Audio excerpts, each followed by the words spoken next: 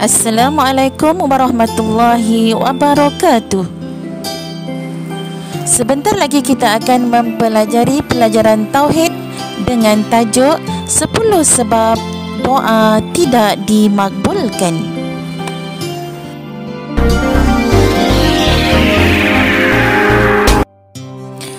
Apakah 10 sebab doa tidak dimakbulkan?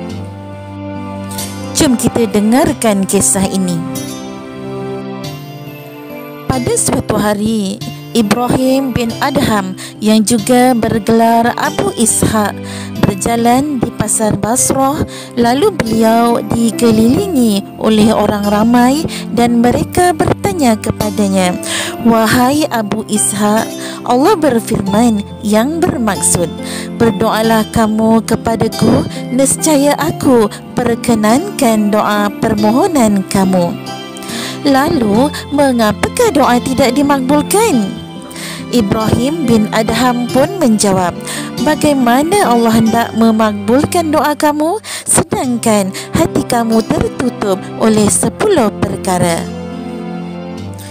Jom kita pelajari apakah 10 perkara yang menyebabkan doa tidak dimakbulkan.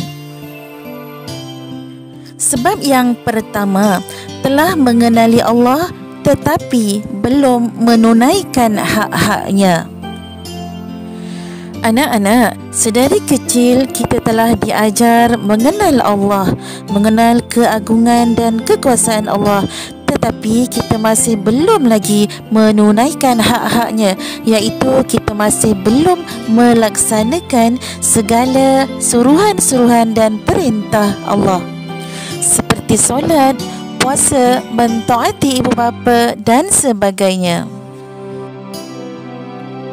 Sebab yang kedua, mengaku sebagai umat Nabi Muhammad SAW dan mencintainya tetapi tidak menuruti sunnahnya. Bagaimana kita hendak melahirkan kecintaan kita kepada Rasulullah SAW? Dengan memperbanyakkan salawat, kita dapat melahirkan rasa rindu dan cinta kepada Rasulullah SAW. Kita juga hendaklah memperbanyakkan melakukan sunnah-sunnahnya seperti makan dengan tangan kanan, melangkah masuk ke dalam tandas dengan kaki kiri dan sebagainya.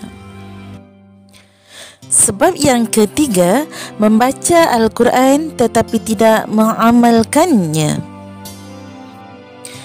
Benar, setiap hari kita membaca Al-Quran tetapi tidak mengetahui apakah maksud yang terkandung di dalam isi Al-Quran.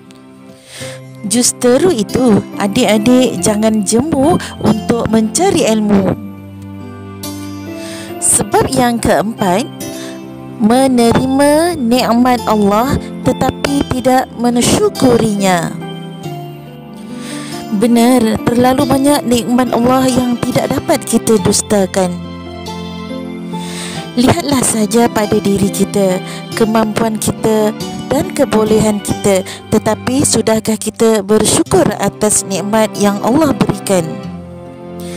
Jom kita bersyukur kepada Allah dengan memperbanyakkan lagi ibadah. Sebab yang kelima, mendakwa bahawa syaitan sebagai musuh tetapi tidak mengingkari. Syaitan merupakan musuh nyata bagi orang-orang yang beriman. Bagaimana kita hendak menghindarinya? Caranya ialah dengan mendekatkan diri kita kepada Allah Subhanahu wa Ta'ala. Taatilah perintah Allah dan jauhilah larangan Allah.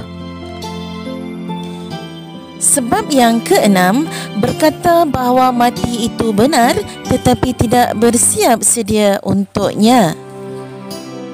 Bila Israel datang memanggil, jasad terbujur di pembaringan, seluruh tubuh akan menggigil sekujur badan.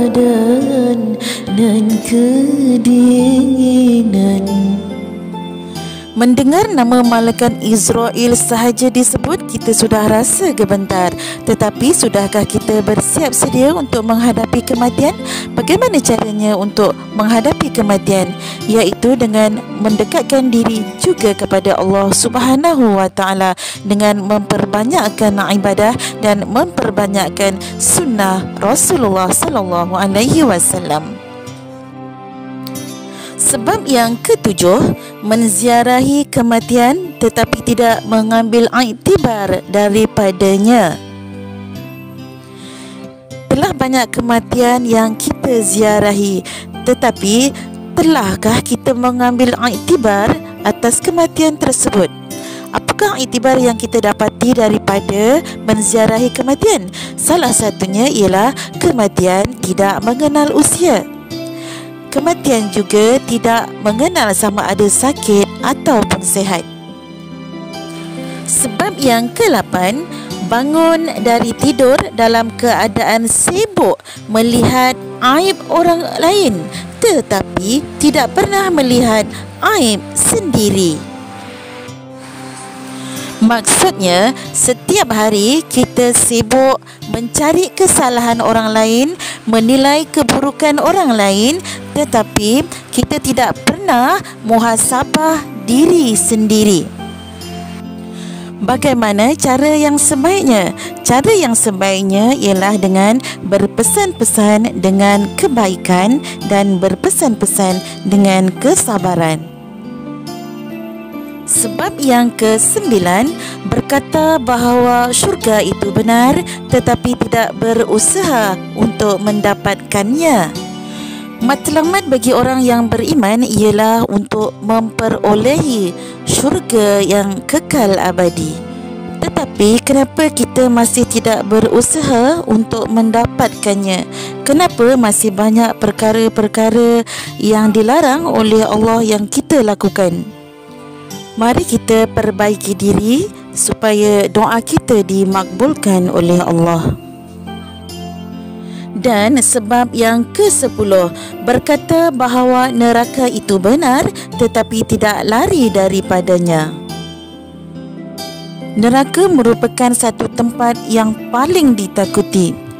Tetapi kenapa kita masih melakukan larangan-larangan daripada Allah? Sedangkan kita tahu perkara-perkara tersebutlah yang menyebabkan kita akan dihumbankan ke dalam api neraka. Maka, jom kita bersama-sama menghindari dari 10 sebab yang menyebabkan doa kita tidak dimakbulkan oleh Allah Subhanahu wa Ta'ala. Tahukah anak-anak, doa orang yang dizalimi tiada sekatan di antara orang yang dizalimi itu dengan Allah. Maka amalkanlah supaya tidak menzalimi orang lain kerana doa orang yang dizalimi amat mustajab. Semoga doa kita dimakbulkan oleh Allah Subhanahu wa Ta'ala dan kita dipertemukan di dalam syurga yang abadi, insya-Allah. Jumpa lagi. Assalamualaikum.